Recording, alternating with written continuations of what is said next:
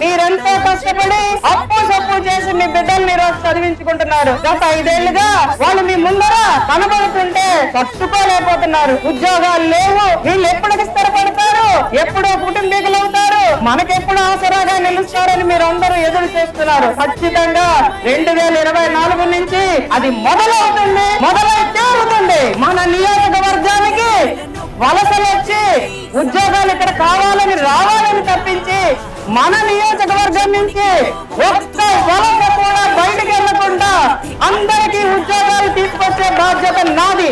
పరిశ్రమలు తీసుకొద్దాం, అందరం కలిసి ఉద్యోగ అవకాశాలు పెంచుకుందాం, ప్రతి ఒక్కరి కుటుంబానికి ఆర్థికంగా ఆదుకుందాం. ఇంకా నీళ్ళంటారా, కాలువలంటారా, రోడ్లంటారా, ఖచ్చితంగా వాటంతట అవే వస్తాయి. దానికి నేను హామీ.